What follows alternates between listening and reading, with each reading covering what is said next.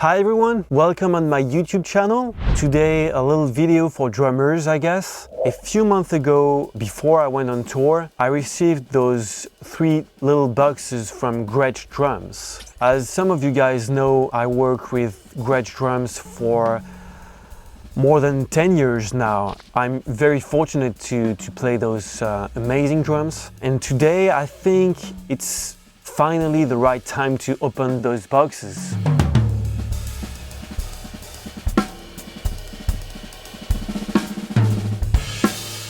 So I almost lied. I opened those boxes right before I went on tour because I couldn't wait to have a look at least on those beauties. So this snare is the GB4164HB or Gretsch Brooklyn Hammered Chrome over Brass. Long name, right? It's a 14 by 6.5. It's brass, of course. A lot of people would like to know the difference between Brooklyn and USA Custom. Well, for wooden shells, it's just 2 different recipes. Brooklyn have maple and poplar. USA Custom have maple and gum. But when it comes to metal snares, it's not that simple. I guess many of you guys already know or even played the famous chrome over brass Gretsch snare. But this one is different. Let's see which are those differences. First of all, this one has double flange hoops, and only Brooklyn shells and broadcasters have those hoops, also called Gretsch 302 hoops. I don't have a lot of gear with those hoops because I mainly play the USA Custom drums and they have die-cast hoops. So this is not completely new, even though this is my very first Brooklyn drum. I've never had any Brooklyn shells, either metal or wooden shell. These type of hoops doesn't belong to USA Custom line. It's only for Brooklyn and broadcasters. It's really good if you want to get a warmer, lower sound. And for this particular snare, I really hope to get a very low fat snare sound. Secondly, the wires. Usually on USA Custom metal snares, you always get those big, wide 42 strand snare wires. On Brooklyns, you get these 20 strand snare wires. Also, the head. On USA Custom metal snares, you get those heads with the white dot under the head. I guess it's exactly the same as a remote controlled sound, but this one is a normal, regular coated ambassador head. This is probably going to be brighter than controlled sound. Of course, like any other Gretsch USA metal snares, except the bronze ones, I think, you'll get the lightning throw-off, which is very, very easy to use.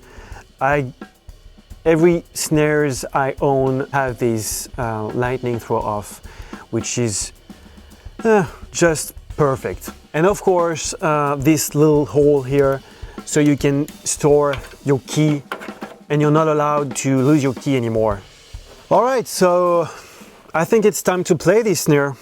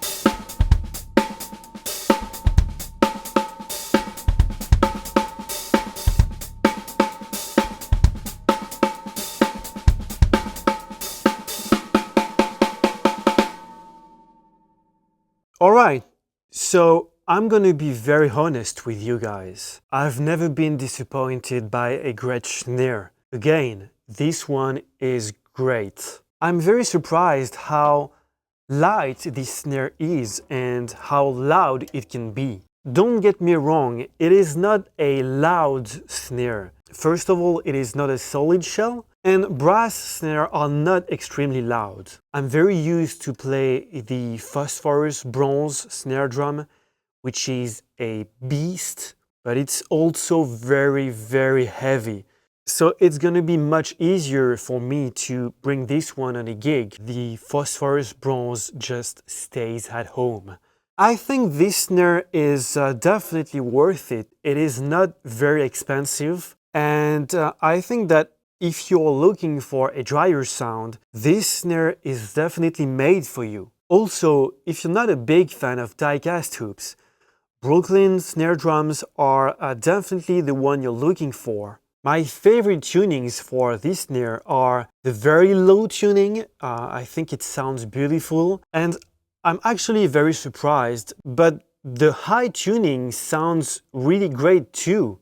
I was looking for a big fat snare, and this snare is not only made for that. Let me know in the comment section below what is your favorite tuning for this snare. And also, try to guess which will be the snare drum in the next video.